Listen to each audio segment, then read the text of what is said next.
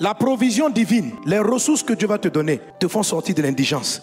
Tu ne manqueras de rien. Que les ressources de Dieu soient ton partage au nom de Jésus. Alors il est très important de savoir que les ressources de Dieu soient au moins 3 niveaux. Les ressources de Dieu ne sont pas seulement matérielles. Dans la parole de Dieu, tu peux avoir de l'argent et être pauvre. Parce qu'un homme est corps, âme et esprit. Quand je parle d'appauvrissement que Madian crée, je ne suis pas en train de parler seulement de perte d'argent. Je parle de perte aussi des ressources émotionnelles. On a besoin de l'âme. La Bible dit prospère à tous égards comme prospère l'état de ton âme. On a besoin de force intérieure. Il y a des gens, on les a vidés de leur énergie intérieure. Ils n'ont plus le courage de se battre. Que Dieu te restaure dans le nom de Jésus. Que tu ne sois plus appauvri au nom de Jésus. Que Dieu renouvelle tes forces dans le nom de Jésus. Amen. Oui. On peut être appauvri émotionnellement. On peut être appauvri spirituellement. Je connais des personnes, dès qu'elles ont eu un peu d'argent, elles ont oublié leur femme, oublié leur maison. J'ai vu des messieurs, ils demandent à la femme, elle n'a qu'à partir. Il dit si elle ne va pas, lui il s'en va. Parce qu'il a déjà pris une autre maison où il a installé une maîtresse. Il est devenu riche quoi, selon lui.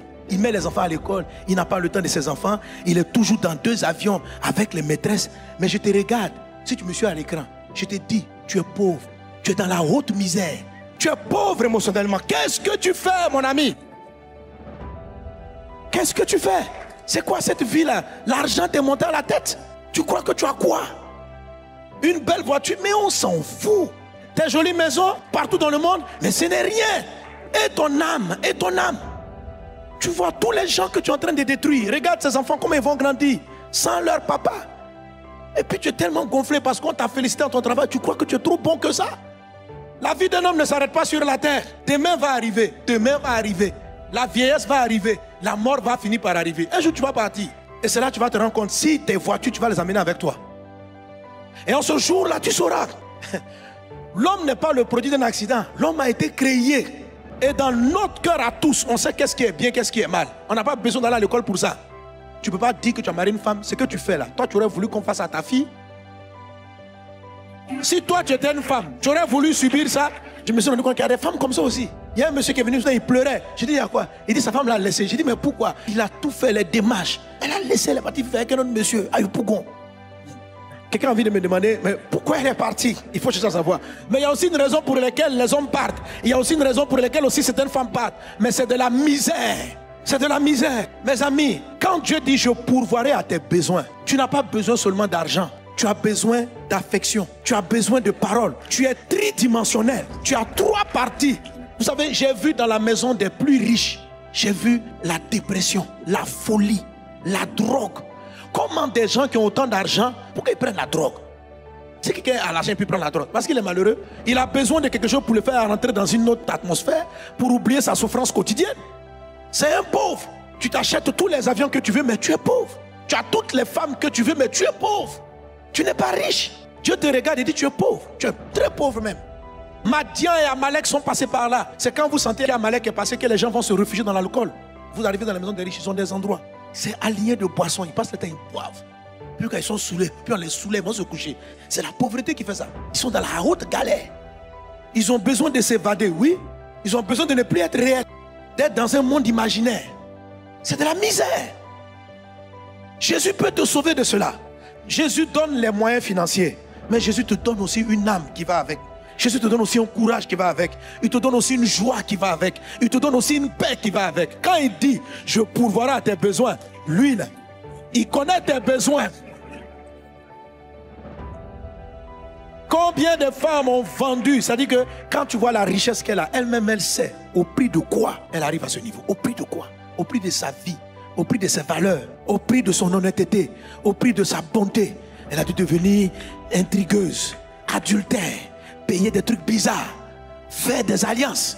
Ma soeur, tu es pauvre. Tu es pauvre. Les gens ont beau t'acclamer, mais tu es misérable. Tu es pauvre. Et Dieu dit que cette pauvreté-là était dans l'église de Laodicée. Il dit à une église, ce sont des chrétiens, beaucoup de chrétiens qui sont très pauvres. Ils ont beaucoup d'argent, ils gagnent, mais ils sont pauvres. Parce qu'ils n'ont pas compris. Quand Dieu dit je pourvoirai à tes besoins, ils n'ont pas compris que Dieu parle de tes vrais besoins, pas de ce que tu crois être ton besoin. Tu ne t'es pas fabriqué. Il te dit que ton besoin n'est pas seulement matériel. L'homme ne vivra pas seulement de pain, de la nourriture physique, mais de toute parole qui sort de la bouche de Dieu. Il faut à peu près 3 dimensions pour combler, parce que tu es corps, tu as une âme, tu as un esprit. Ces choses-là ont besoin de se nourrir, elles aussi. on va voir comment Dieu pourvoit. C'est-à-dire que tu es comblé de tous côtés. Dieu va te combler. Dans ton foyer, tu es heureux. C'est-à-dire que tu es tranquille. Dans ta maison, c'est-à-dire que tu es prospère, quoi. Tu as l'argent, les billets, tu as l'argent de l'âme, et tu es prospère. Et puis en esprit, tu es bien aussi. Que cela soit ton partage au nom de Jésus. Alors quand on parle de bénédiction numéro 3, ne voyez pas simplement l'argent matériel. Voyez au-delà. Laissez Dieu vous bâtir. Quand Dieu vous bénit, il y a des fois, il ne vous donne pas vite l'argent. Parce que émotionnellement, vous n'êtes pas prêt à gérer les milliards. Vous savez ça? Donc il y a des personnes, tu as l'impression que l'argent qu'ils ont reçu là, c'est Satan qui vient les détruire. C'est pour ravager leur âme. Parce qu'ils voient qui tu es. Ils te donnent rapidement de l'argent. Il y a des promotions qui ne sont pas des promotions. Il y a des promotions qui viennent te séparer de ta famille. Il y a des promotions, on te dit, oui, on te nomme ici, voilà, tu deviens tant, mais tu ne peux pas vivre avec ta femme et tes enfants, où tu t'en vas? Tes enfants vont rester comment? Ils ne voient pas le papa, ils voient le papa une fois par an. Qu'est-ce qu'eux, ils vont devenir? Un enfant qui n'a pas son père? Quel argent tu veux? Quel argent? Les gens qui t'ont payé, tu vas te rendre compte quand tu vas approcher de la retraite, ils vont te chasser. Vous savez, il y a beaucoup de frères qui sont ici.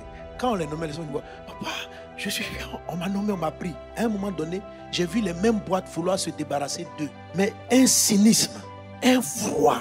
Et puis souvent même, pour payer tes droits là, c'est une entreprise qui a des milliards. Mais pour payer tes droits, c'est qu'ils vont te montrer. C'est comme si ils prennent un malin plaisir à te voir souffrir. J'ai vu des personnes nommées avec des grands titres. Mais quand ils ont perdu leur poste, j'ai dit, mais c'est la même boîte là qui paye l'assurance de ta femme, de tes enfants, de tout le monde, qui les a mis dans la meilleure école. Ils peuvent te lâcher comme ça.